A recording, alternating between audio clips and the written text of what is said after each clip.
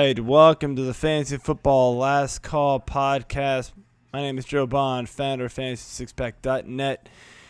I got a different co-host this week. Dave Eddy is not able to join us the rest of the season, unfortunately. But my producer, usually on Thursday nights, Jeff Hicks, is here to join us, and he knows his shit, so it's all good. Andy Birdie just disappointed everybody. It's all good. I don't know, man.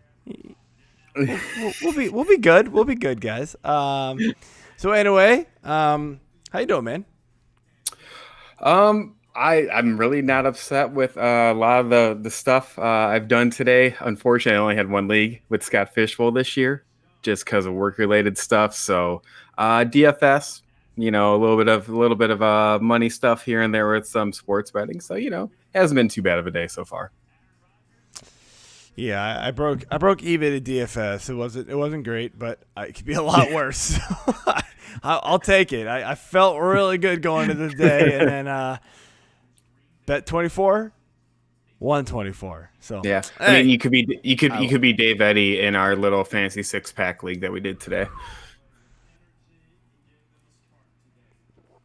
What'd he do? He finished last. He was 9th of 9. Oh, I mean, I'm pretty sure I was like 7 of 9, so it's whatever. I was 8 of 9. Don't worry. Oh, okay. So hey, 7 and 9. We're good company. All right. Hey. No. So hey, everybody, stay on board. We know what we're doing. No, shout out to Dave. He actually had a nice 4 times a week on his entries. Yeah, he crushed it. He crushed it. Yeah. He puts in a different lineup with our little friendly 9-person dollar league, just to for shits and giggles. He he killed it, man. I think he won a grand or so at least. He was just under, but yeah, his Rodgers Devontae stack, which had it scored one more time, he would have won like 10 G's. Yeah, that last one in the fourth quarter, massive. Yeah, so yeah. All right, man. Well, we spent long enough talking. So let's jump into these games and give our quick reaction for the day. Texans Bears. That's where we're gonna start. 36-7. Yo. Your Bears, man, smashing the Texans. Let's start there, right? Watson without Cooks, kind of a last second, not last second, but last minute injury there with him.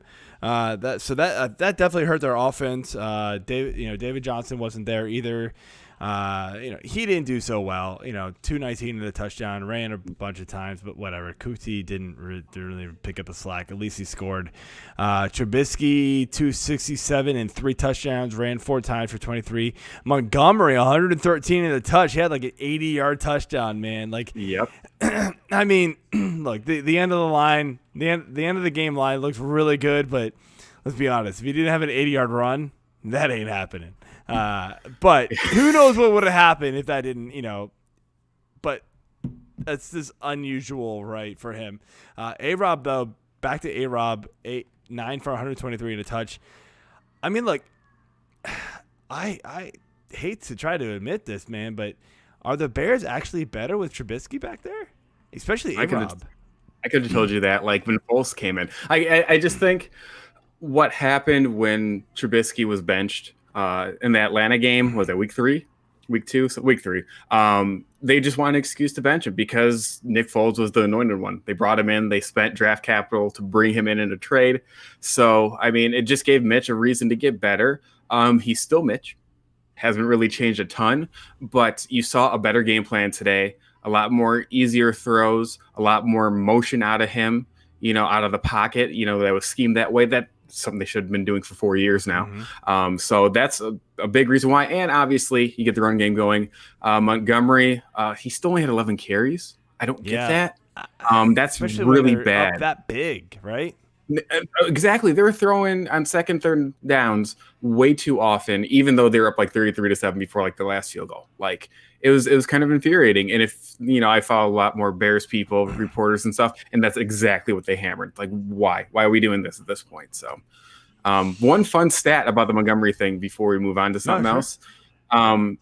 This was the first time in 38 games over 4,600 offensive snaps, the Bears scored a touchdown from their side of the field. Wow. That's 38 games. Pretty incredible. That's pretty.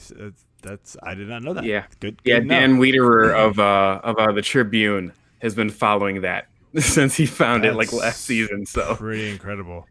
Yeah. All right, man. Let's jump to the next game here. Broncos Panthers. Broncos win 32-27.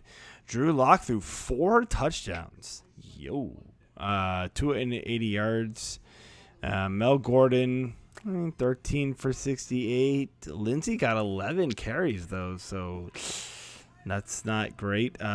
It's weird, though. Like, Lock threw 4 touchdowns, but none of the receivers really went off. I wrote Tim Patrick down, 36 yards and a touch. Like, that was the best one. Like, it wasn't really – Noah Fant got hurt in this game, so that was a big loss there. On the Panthers side, Bridgewater, 283 yards, 3 nothing else. They ran 3 times for 31.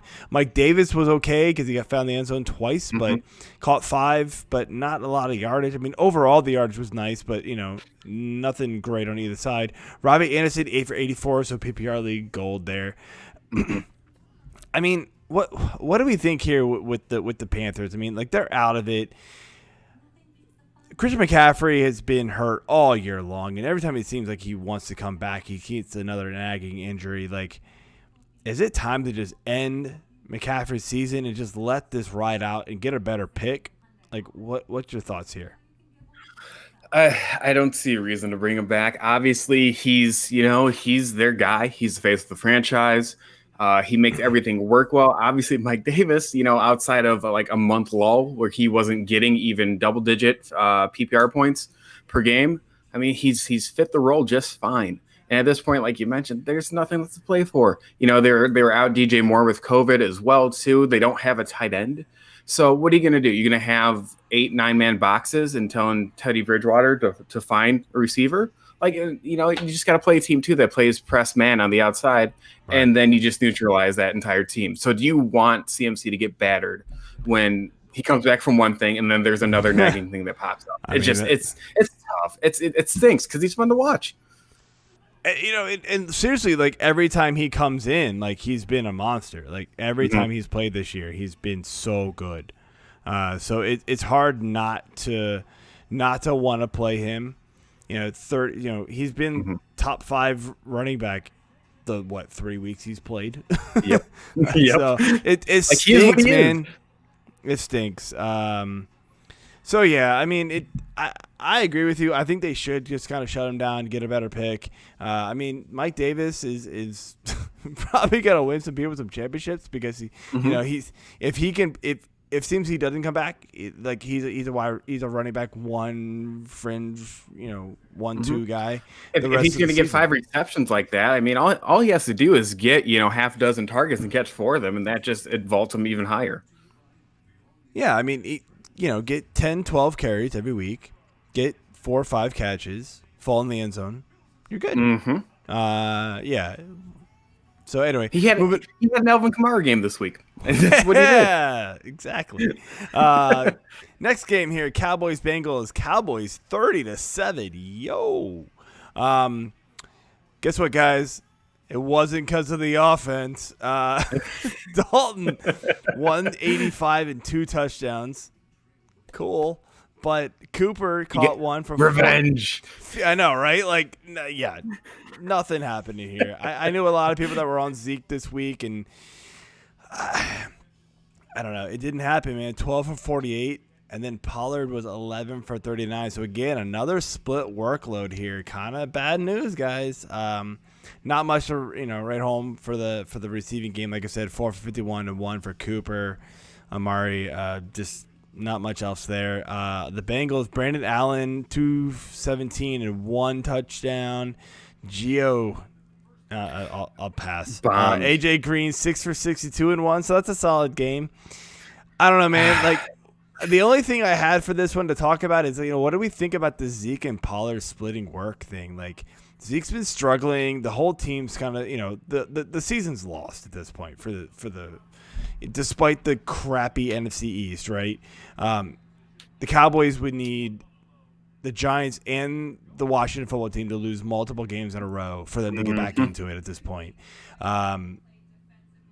So are they just not using Zeke, just not to use him and save him, or like what's going on here? Can we trust Zeke in the playoffs for fantasy?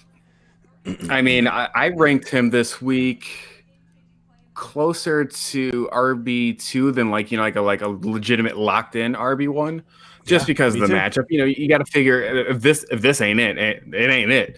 It also didn't hurt they lost Zach Martin. I had 12. Actually, they've lost 3 of your pillars of the offensive line. Like everybody's gonna attack you, and even though like Pollard got 11 carries, he still was under 4 yards, on average. And Zeke hit 4 yards, per rush. Like it's just one of those things. At this point, if you're gonna be stuck with Zeke, which you are, because the way the contract is written up, yeah, they're done. You got limited. Like why risk an ACL? Why risk a hamstring pop and then making it even worse for next year when you can limit the load? Tony Pollard's plenty good. It's not like he's just, just a guy because Zeke has been so good for so long. So just get him out there, and he's a better pass catcher too.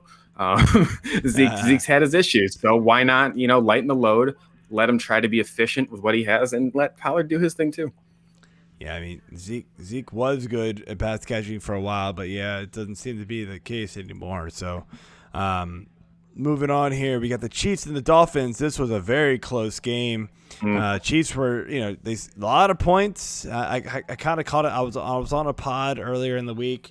Jacob's podcast is what it's called. I think that's their last name. And the line was 7, and I said, you know what? I would bet the line.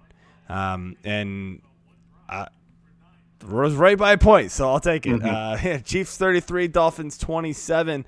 Mahomes, I mean, a lot of points here fantasy-wise because it was just so high scoring, but 393 and 2 touchdowns, 3 interceptions. Like, that was pretty shocking. One phenomenal interception, by the way. The little tip drill in the end.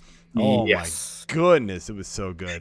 And then we had Clyde Edwards-Helaire, 16 for 32. Not much going on there. That run game's kind of shut down. Hill, 79 yards and a touch. Kelsey's the man, 8 for 136 and 1.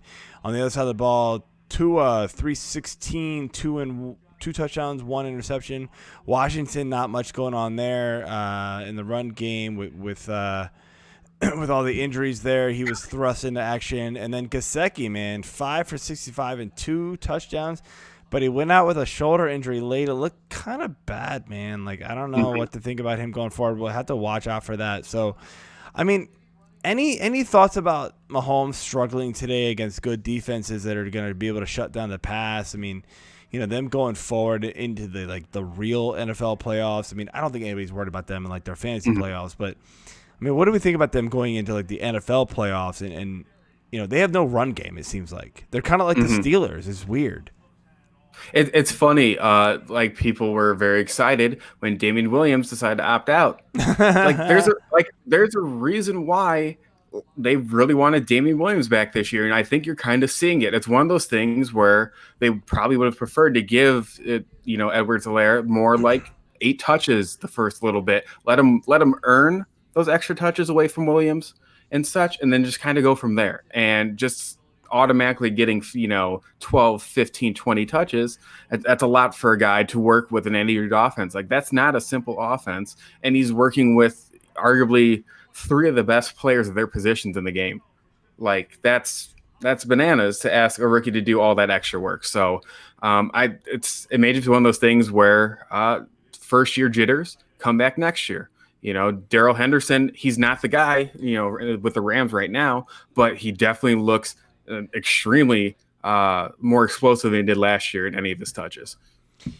Yeah, it's definitely weird for me. Like I think Helaire is pretty talented. Like I think but it's just not working right now. The run game just isn't working, no matter who they seem to be using. So it'll be interesting to see like if the Steelers and the Chiefs meet up, like it's just gonna be a shootout.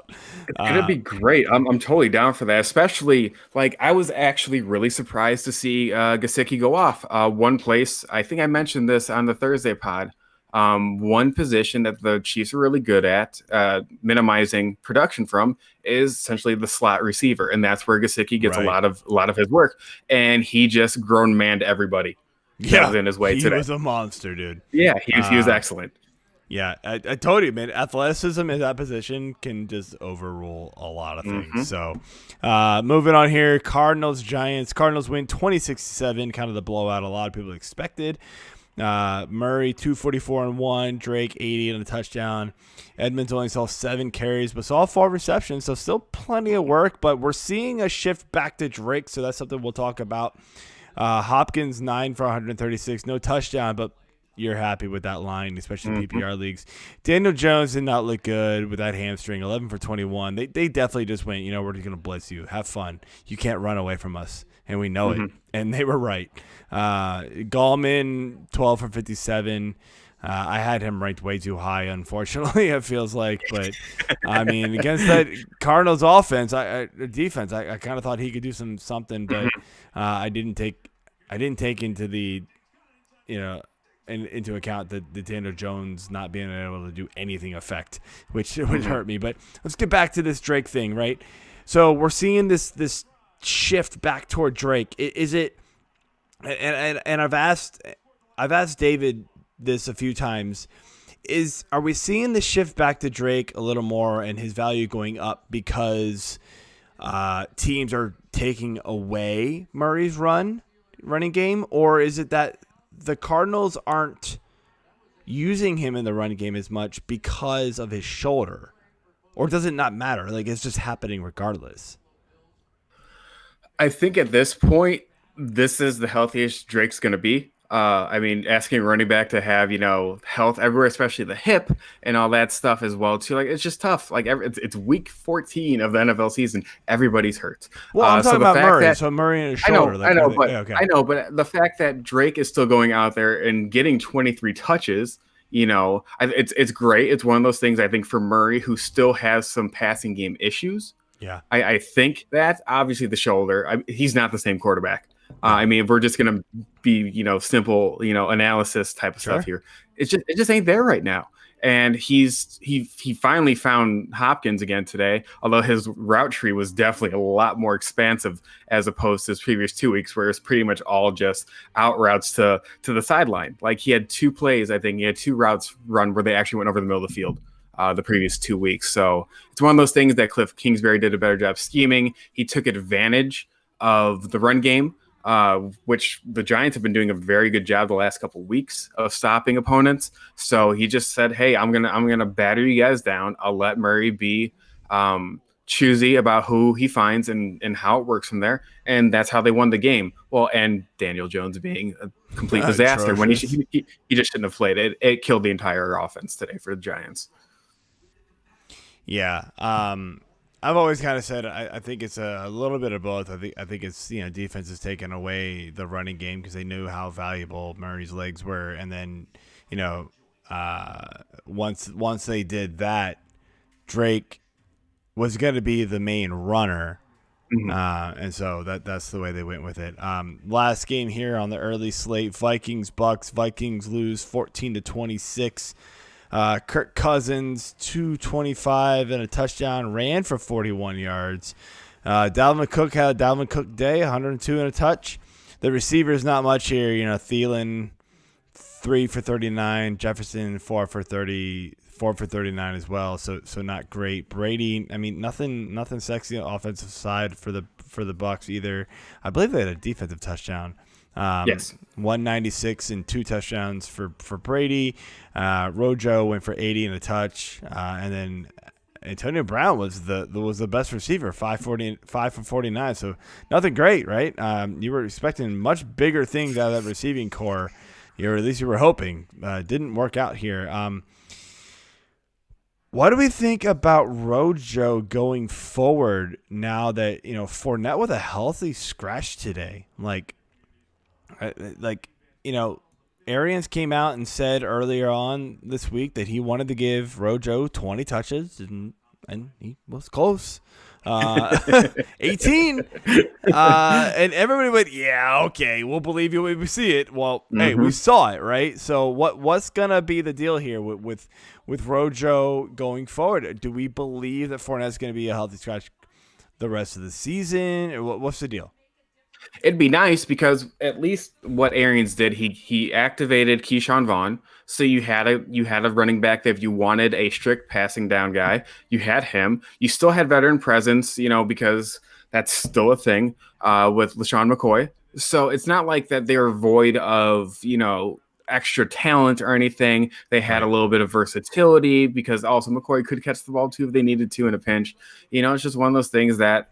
I think too when you're missing your center, which AQ Shipley, he's out for the year for the Bucs as well too. You want a guy that can shoulder the load, and you want to be able to trust him, and that's what Rojo's been, at least for Bruce Arians this year. And I think sure a little bit over 4 yards per carry, but that's all they needed because Minnesota did a good job shooting themselves in the foot to where Tom Brady didn't have to go over and above to do anything special. So. It's kind of nice when everybody's expecting the pass game to go nuts because, Tom Brady still has this really deep wide receiver core to have your running back take time, still score, and still be fairly efficient too.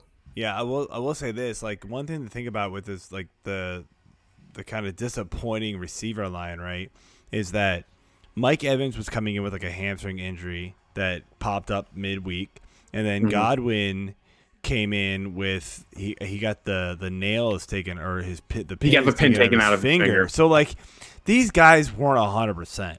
So maybe that played a big part in them being disappointing this week. But they didn't need to use them, thankfully, and so they just rode what they could and needed to get the job done. And a win's a win. So, all right, you want to take over for the late afternoon games? Sure.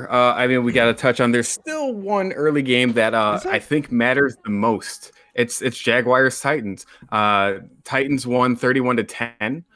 All we have to say is Derrick Henry, 26 touches, 215 yards, 2 touchdowns. My bad. I botched the thing here. I don't know what. Yeah. He hit his over total in receiving yards with his 2 catches for 7 yards. Of course. Tannehill, Just another efficient day, everybody. 212 and 2 passing touchdowns. A.J. Brown, you're talking top 7 receiver probably now in the NFL, 7, 112 and a touch. The Jaguars, they had issues. They benched Glennon. He couldn't touch 100 yards. He had an interception. They brought in Minshew. At least he spread the ball out a little bit more, a little bit better, ADOT as well too. James Robinson's still a boss. Only got 12 carries, but because Henry just took over, that was that. And Keelan Cole, another one of Minshew's targets, 767 and 1. But here's the question: Keelan Cole's one of Minshew's favorite targets. His other has been DJ Chark. It has been DJ Chark, but he still only got 2 receptions today. Couldn't even crack 20 yards. Is there any hope for the final couple weeks in the fantasy playoffs that Chark can do anything now that you have a little bit more of a risk taker and Minshew back in, and they've also again had a little bit more of chemistry before? Is that something that you can trust, or at least maybe consider as a flex as your best case scenario, even with DJ Chark? I'll tell you, man. Like, I had a tough time starting Chark in one of my leagues. It was between him and Boyd, and obviously Boyd has his own issues. So it was a tough call. I played Chark, and it was like a 3-point difference, so it didn't matter. It was like 2 to 5 points. Like, who cared, right? But yeah, with if Minshew stays in there, I will 100% play Chark every time. Those guys they get much better passes. It's just a better run offense with them. I don't think Robinson really gets hurt a whole lot. This game just got out of hand really fast for them, and we've said this before on this show, obviously not with you here, but that Robinson was almost like game script proof. Like, it didn't matter what the Jags were. If they were losing by 30, they were still going to run Robinson 30 times. But today they didn't. But they actually haven't been down quite this bad this fast. Mm-hmm. It seems like they've always kind of just like hung in there. Mm-hmm. Yeah. As I was kind of joking with you early on, though, I got to tell everybody, like, if you ever want to know when to play Derrick Henry in DFS, just ask me if I ever thought about using him, and then if I ever just go off of him in my main lineup, and then that's the day to use him. Twice this year, by the way, 200 yards. Those are the 2 weeks that happened. So, cool. I'll just say Derrick Henry, just play him in December. Yeah, right. You said it on Thursday. This is the third damn December. He has just said, "Come on, Titans, get on my back. We're flying here." It's insane what he's been doing. Everybody's tired. They don't want to tackle a 250-yard running back. And he's fast. He's fast and he's big. You know what I mean? And that would scare me too. All right, next game. Right? This is actually a lot more high scoring than I expected, just based on the quarterbacks at hand. Colts went to Las Vegas and beat the Raiders 44-27. Phillip Rivers, 244 yards and 2 passing touchdowns. The big reason why they won, Jonathan Taylor gets his today, 20, 150, and 2 touchdowns on the ground. He also caught 2 balls for 15 yards. It is what it is. And that also didn't take away from Nyheim Hines, who clearly is, the pass catcher that can also get his spurts. 7 for 58 on the ground, 4 for 17 through the air. And T.Y. Hilton is back from the dead officially. Oh my god! 5 for 86 and 2 touch, and he's got a nice poster in some kid's room right now with that one-handed catch that he made on that second touchdown. How many questions I got about T.Y. Hilton today, and I told everybody to not play him, so and I was like, I can't trust him, but dude, I feel bad. I'm sorry to everybody that told not to play him. But like, it was 3 catches though. Like, I mean, that's still. Oh no, it was a 5. At one point, it was 3 for 31 for 2, and I was like, come on, like that's impossible to trust. But the end line ended up being a lot better than that. But it's still hard to trust when he got the 2 touchdowns off of 3 catches. But yeah, I mean, Rivers is playing a lot better. So. Yeah, and even though the Raiders got moon pounded because the score, I think, is not even as indicative as far where the game was for a while. Derek Carr, 316, 2-2. Like, if you're in a league that gets bonuses for 300, hey, that helps with the 2 interceptions. Josh Jacobs, whatever the trolling was before, who cares? He was bad today. He's hurt. Like, he probably one of those guys that was very much on the doubtful side of questionable as opposed to the probable side of questionable. Nelson Aguilar continues to shine, 5 for 100 and a touch. And Darren Waller, even in a tough matchup, 7 for 75. Going back to Taylor, obviously we touched on T.Y. a little bit. This is now the 3rd instance really in the last couple of weeks where a running back is showing how good he is despite his usage going into the last couple of weeks. First it was J.K. Dobbins. Then we're seeing it with Cam Akers now for a couple of weeks. And now this is back-to-back weeks for Jonathan Taylor. Has absolutely stood far and away out from the rest of the running back choices in Indy. Is this just bad coaching? Do you think that they purposely wanted to let these guys kind of marinate a little bit more, like we kind of touched about with CEH, how he could have probably used that? What do you take from this? Is it just bad coaching? Is it just finally just good usage that they've deserved and earned? So I think that plays a lot into this. I did think, and I was wrong, that the running backs would be better than the receivers. But we've seen that go the complete opposite way where like Higgins was good with Burrow. We've seen Jefferson blow up. We've seen Lamb blow up with Dak and things like that. So we've seen a lot of the receivers go crazy, but the running backs took a lot longer to kind of get into the flow of things. And so maybe it was the coaching staff, and look, like we said this also too, like the running backs went into situations where it was like they already have people. So, like, they didn't have to rush it, right? To where Jefferson walked into a spot where Diggs left.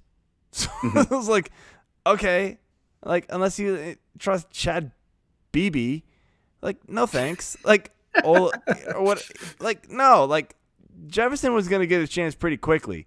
Higgins was a surprise to me. Like, I didn't expect him to blow up as quickly as he did, but he's just a good talent, obviously. And there's been other rookies that, were in really good positions. Claypool obviously kind of forced his hand with a couple of injuries there with Juju. and Deontay Johnson early, kind of forces his way into that lineup a little more. But yeah, I don't know if it's so much bad coaching. I think it's just a little bit of, no preseason. You didn't get to see these guys go early, and the running backs really just didn't go in good spots. They could wait in most cases, and so it's just unfortunate. Okay, easy, nice job there. Next game. Definitely not close in any way, shape, or form. Seahawks 40, Jets 3. The most important stat though from the day: the Jets led at one point. It was 3-0. Yeah, I think we can skip the whole Jets offensive side here. Yeah, just move on. Nothing, guys. Sorry, nothing. Jets were bad. Darnold 14-26, 132. Josh Adams, congrats. You led the backfield with 27 yards. Braxton Berrios. Whenever Jamison Crowder is hurt, just find Braxton Berrios. Oh, wait, Crowder played. He did, but they said Rich Samini had put out there on Twitter. He thought that he wasn't even going to be active in terms with Jamison Crowder, and that you just look for Braxton Berrios, and bam, he was there. Yeah. But obviously, let's get to the more important stuff. Russell Wilson, 206 yards passing, 4 touchdowns, 1 interception. Just one of those nice stat lines where the touchdowns make up for the lack of the yards. Chris Carson, still doing his thing, 12 for 76 and a touch on the ground, 3 for 22 through the air. Carlos Hyde got a lot of work. Obviously, this game wasn't close, so he got 15 and 66, which makes sense. No need to kill Chris Carson. DK Metcalf got his touchdown on 61 yards. Tyler Lockett also had a very serviceable game at 5 and 52, considering the situation. Only 206 passing yards, over half of them accounted from the top 2 receivers on Seattle. So going into that, Russell Wilson, he's spreading the ball more. Obviously, DK is the one that's been getting the touchdown equity, but now he threw the ball to 9 different receivers today in a game that they won 40-3. Is this something to be concerned about? First touchdown of the game was to Freddie Swain, or is it just expect blowups from Metcalf but have a nice safe floor? And on top of that, is Tyler Lockett is he anything more than a wide receiver 3 non-PPR, wide receiver 2 in PPR going forward? Yeah. I think Metcalf's a lock-in play, right? I think you're not sitting him. Lockett, man, I've got him in one league, and I unfortunately got knocked out in the playoffs in that league. No thanks to him. He's been disappointing this last half of the year. He started off real hot, but he was kind of hot, cold. But he's been kind of cold. And I've called him my bust a few times the last part of the season here on the Fantasy Six-Pack Hour. And yeah, I mean, PPR league's fine. You're happy with 11, 12, 10, 11 points, but I mean, you wanted much more from your first, second receiver taken, more often than that. And he's been worse than that other weeks too. And that's what's disappointing. So yeah, Lockett, I don't know. Like, I'm probably going to drop him to the back end of the wide receiver 2 ranked. I mean, against the Jets, like, I kind of thought maybe he'd fall into the end zone, once. And so I ranked him higher than I would have, like, had it been the Colts, but it's not working anymore. So and even just imagine too, like, what if he has a touchdown and it's not Metcalf, or they both have touchdowns and they have similar stat lines? Like, do we even care at that point? It's pretty much he matched him again. Like, this just something? The difference is Metcalf's getting as you love this stat, the air yards, man. He's getting the passes downfield, and so like Metcalf can break through for like one big play where Lockett can't. Lockett's getting all the underneath stuff. Now that matters for Lockett in the red zone, but now with Carson back, a lot of those red zone looks, they're just going to Carson. They're running the ball more efficiently, and so it's not working for Lockett anymore. So I don't know. I'm sort of my arrow is pointing down for Lockett big time. All right, we'll move on to the next game here. A lot closer than probably should have been. Packers beat the Lions 31-24. Aaron Rodgers, 290 and 3 through the air, 13 on the ground with another touchdown there. Aaron Jones, saw majority of the work again, 1569 on the ground and 2 receptions. But Jamal Williams still got 10 carries. And if anybody watched the game, they saw they were really inefficient carries. Devontae Adams, 115 a touch, and that's like almost his floor at this point. 2 questions on the Packers, and then we'll touch on the Lions because I think it's a really important Lions question. Is Adams the best receiver in fantasy? Is he the best receiver in the NFL, or both? And is Adams and Rodgers the best QB wide receiver duo in 2020? Following that, do we just officially make Aaron Jones closer to a fringe RB1 with Williams just continuing to take away carries? So Adams, is he the best receiver at the moment? Is him and Rodgers the best duo? And then is Aaron Jones's value officially diminished because Jamal Williams always gets carries? So Aaron Rodgers and Adams the best QB wide receiver duo this year? In 2020. Yeah, I mean, I'd say I have definitely, like, when I build a lot of DFS lineups, they're kind of, I try to stack a quarterback and a receiver a lot. They're like the top 2 I go to a lot. I start with them, and then sometimes I have to pivot because of salary and things like that. But yeah, so like considering my head kind of goes there first, that's what I do. There was a few weeks early on where it was always like Russ and DK or Russ and Lockett, but I haven't done that lately because it was always like, well, which one's gonna get the work? Like that's like what you just said, right? So Russ has spread the ball around to where Rodgers is, passing so often to Adams. It's just hard to, it's there and it's consistent and it's gonna work. So, I think yes, 100%. That's the number one combo right now for quarterback receiver. Williams really doesn't do anything for me. He's a high priced handcuff at this point. I mean, if Jones ever goes out, Williams is the running back 1 at this point. Like, we know what he can do. We've seen it. So yeah, I think if you've got him on your roster, I think you're holding him for playoffs, because if Jones ever goes out, Williams is going to win you a week. Like he's done it before. We've seen it. So on top of that, then where are you ranking Jones next week? Because that's potentially even just 5 extra carries that are going to a guy that's running inefficiently at the moment. I don't know. Do you even know who the Packers are playing next week? A team, but it's one of those guys team. that Good job. Yeah. Hey, a team in the football league. No, I didn't even pull up. I know they have the Bears at the end of the season, but it's outside of fantasy playoffs. I mean, it's probably going to be, like, Jones is getting a ton of workload. And despite Williams taking some carries away, they're playing Carolina. So yeah, there's probably going to be a smash spot. I'm thinking I'll probably put Jones in the top 12, probably top 10 easily. I mean, it's tough because it's been multiple weeks now in good matchups where Jones is losing those carries. We'll move on, though, because clearly it's one of those things that's going to be discussed as long as Williams, you see his number in the backfield. It's one of those things like, why can't Jones get these extra carries? I mean, hey, we said the same thing about Sanders, right? And then Sanders did what he did this week. And slate breaking today. We all second guess ourselves, and Sanders just blew up. So.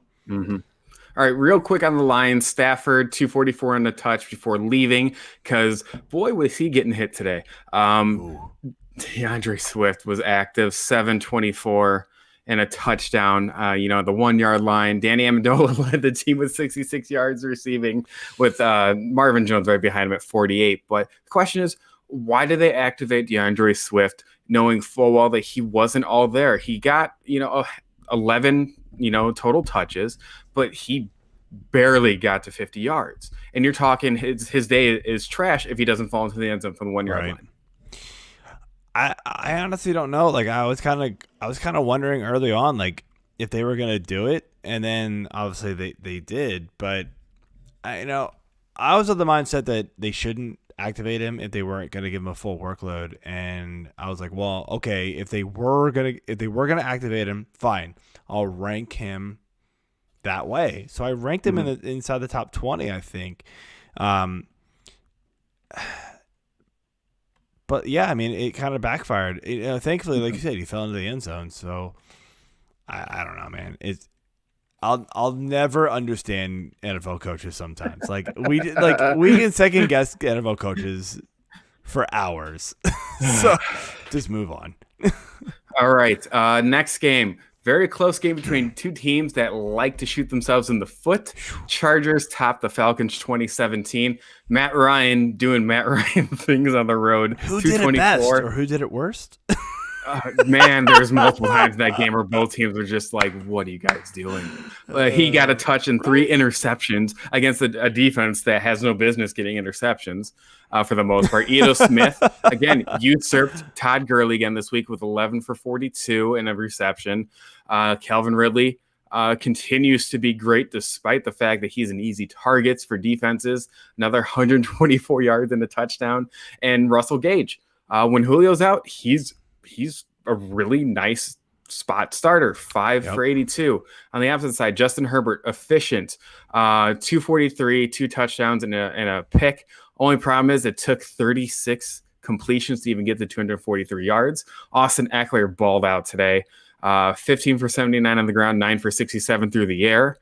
So easily doing his PPR magic. And Tyron Johnson, a guy who was not on the team's real radar at all at the beginning of the season, 6 for 55 and a touch. Mike Williams goes out too, so I think they had a little bit to play with it.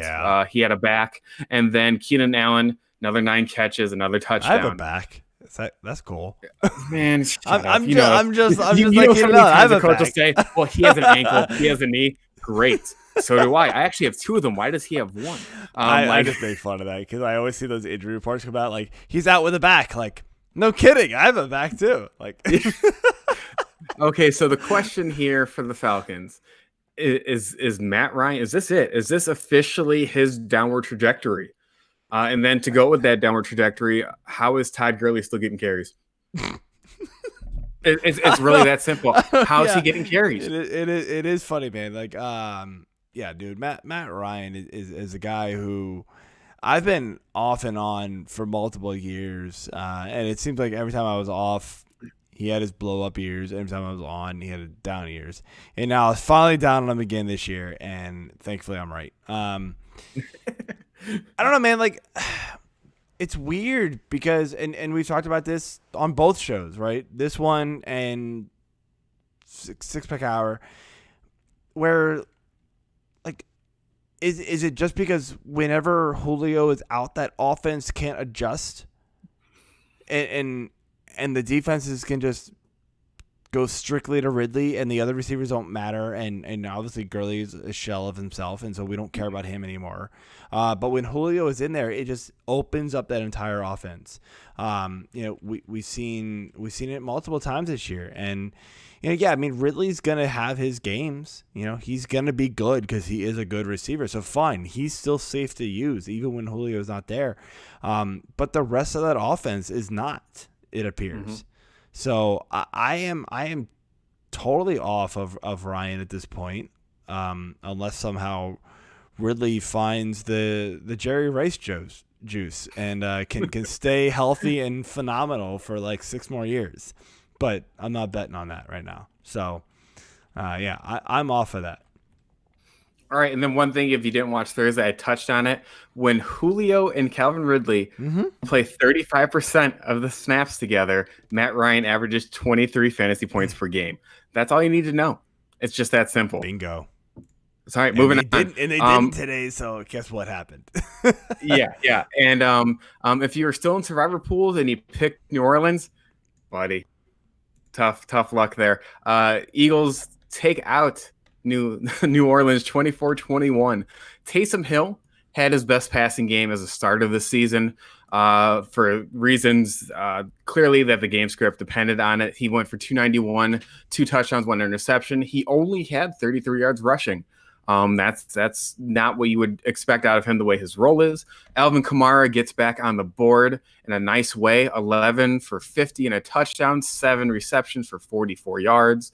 And Michael Thomas his value has not taken a hit, which has been very nice to see with Taysom Hill, another 8 for 84. On the opposite side of the ball, Jalen Hurts, man. It's that we don't have tape on you magic. Right.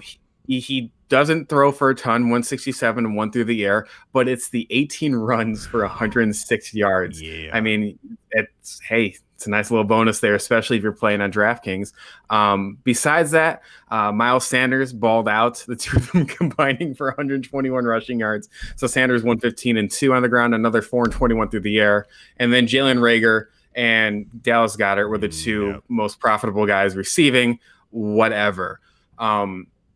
I mentioned to Joe, there's a stat that based on pass and rush DVOA, the Saints, they really need Drew Brees back. As odd as that sounds, and I know the Saints have said they don't want to rush him back, but are the Saints in trouble now looking forward if they don't have Brees, or God forbid they even try Jameis Winston?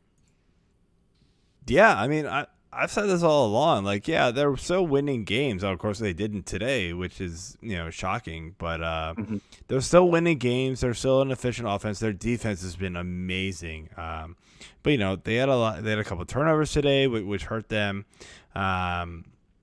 But yeah, I mean, as the tweet that you sent out mentioned, is that DVOA efficiency stated that they are very efficient still, but it's much more running than it is passing, especially when they're like behind, right? So it's like, yeah, if they ever start losing, can you trust Taysom Hill to get them back by passing the ball? And I don't think anybody thinks that.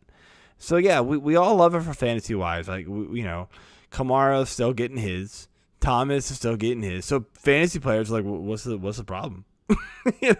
But like, let's be real. Like, it's not working for the NFL game, and so yeah, they need Brees back badly. I would expect them to get him back next week. There was talk that he was going to be back this week. I think he's going to be back next week now that they've seen this result, so that he can get a couple weeks in before the playoffs and kind of work in. As far as the Eagles go here, yeah, Sanders had that big run, and so that helped him. But he scored twice. I wasn't a fan of his this week, and it kind of shot me in the foot. As far as Hurts go, I mean, yeah, you're right. Like no tape, but those rushing yards, man, that's amazing. 106 rushing yards, like wow. Okay, good luck replicating that next week. Right, defenses are going to shut you down. Oh yeah. But hey, for 1 week, it was fun, right? Yeah. I don't think anybody started him, so yeah. Last game, man. Let's finish it out. All right, last game here on the schedule, at least for the late afternoon games. The Washington football players went to not San Francisco or Santa Clara, where they actually play. They went to Arizona and took out the 49ers 23-15. That was not scoregami either, which is a shame. But in the game, Alex Smith, only 8 of 19 for 57 yards and a touchdown. He also left with a strained calf, and God forbid, we all know what happened to him 2 years ago. I know after the game, leg injury, and I was like, oh no. Yeah, Ron Rivera said, we ain't trying this, guys. That's essentially what he said. Like, we're not getting you hurt. So Haskin goes in. He does nothing. J.D. McKissick, very productive in the run game today, 11 for 68. That's not his role usually. Only 2 catches for 18. And then Logan Thomas was the only receiver of note with 6 for 43. On the outside of the ball, Nick Mullins has a Nick Mullins game. 25 of 45 for 260 and 1 up, 1 down. Raheem Mostert, despite missing some snaps while being evaluated for concussion, so does 14 for 65 and gets 2 receptions. Touchdown, though, in the backfield goes to Jeff Wilson because that's what he does. He scores goal line touchdowns. And then Brandon Ayuk, without Deebo Samuel, has another 100-yard game. Rookie's been impressive, and he's going to have to because Deebo had a hammy, and injury. According to Coach Kyle Shanahan, not good. So looking at that, a large part of this game was the Washington defense. Chase Young, yeah, man, buddy, he filled the stat line. If you're an IDP and stuff, just lock it up, dude. Yeah, he's absolutely. So is this who else? Is this something that Washington can try to run with? They've won 4 straight games now. Is this something that they can run with to try to lock up the NFC East? Now they have 1 game lead for what it's worth at this point. Is that something that can translate from the real football side of them using defense with a little bit of running and just enough passing? Can you turn that around and make that useful in fantasy? I think if they can get Gibson back, I think that will be useful. If you're relying on McKissick and even if Smith misses time, I think McLaurin still retains value because we've seen it obviously with Haskins. Haskins is terrible. He's gonna throw picks, but he loves to just throw to McLaurin. So that's fine there. Shower narrative too. Right? I mean, it's fine. In fact, I almost prefer McLaurin with Haskins there because I think he just loves him so much. So that actually kind of makes me like McLaurin so much more. But yeah, I mean, if Gibson can come back, I think this offense can be something that you can sort of rely on. It's very touchdown dependent. PPR leagues, maybe McKissick keeps some value, but it's hard to trust there with that. This defense, though, is just incredible. Like, I think they're going to be – I don't know what their schedule is down the stretch. I should have looked that up now that I'm thinking about it. Let me look it up real quick. So I think they got at least 2 divisional games. Seattle and Carolina, weeks 15 and 16. So Seattle's going to be tough, dude. But Carolina, like – Week 16 against Carolina, that could be a smash spot, dude. Like, they could crush. Yeah, and I mean, is the Seattle game in? Is it DC or is it in Seattle? It is in Maryland. Whatever, Virginia, whatever state they want to be in this week. Definitely not DC. But yeah, it's at Washington. So that does make a difference. So Seattle has to travel. But Wilson's ability to escape pressure, I think, makes me want to get off of Washington for that game, for the defense wise, for defensive purposes. Wilson's thrown 11 picks this year, but he's just too good for me to want to go after a defense with, in my opinion. Right. One last question on the 49ers here. Now, this is another loss. I mean, the season's done for them. It's pretty much been done for a couple weeks.